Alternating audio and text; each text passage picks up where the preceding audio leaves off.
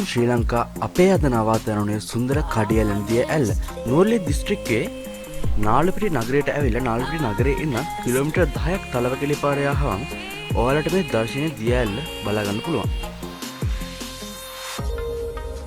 මේ දිය ඇල්ලේ තියෙන විශේෂත්වය තමයි මේ දිය ඇල්ල කොටස් 3කට තමයි පහළට කඩා වැටෙන්නේ.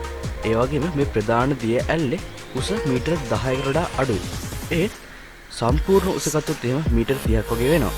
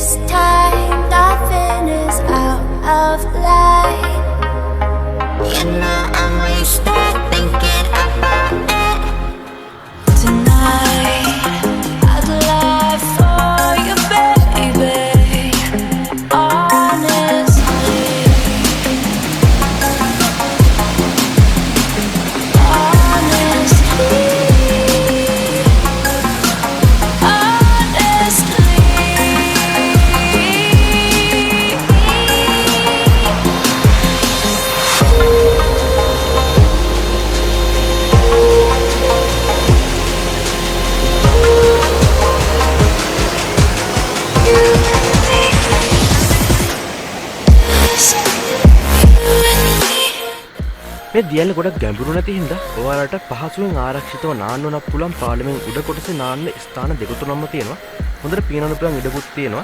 පාලමෙන් පල්ලෙහා ස්ථාන නම් ගොඩක් ගැඹුරුයි. ඒ වගේම යන්නත් අමාරුයි පොඩ්ඩක් ඒ පැති වලට. පාලමෙන් උඩ කොටසේ තමයි ඔයාලට ආරක්ෂිතව නාගන්න පුළුවන්.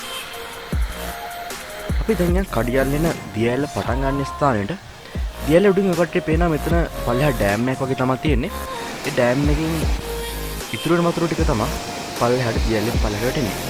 දියැල්ලෙන උඩ ඇල්ල පටන් ගන්න ස්ථානට පොඩ්ඩක් එන්න අමාරුයි.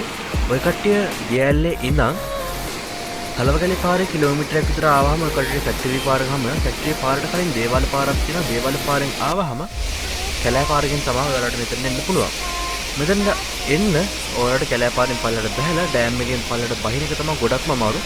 ඒකෙන් හින්දා පුළුවන් අය විතරක් එන්න. මොකද ගොඩක් අනුතුරුදායක ස්ථානයක්. ගොඩක් ලිස්ටන ගල් එහෙම තියෙන්නේ, පල්ලම් තියෙනවා.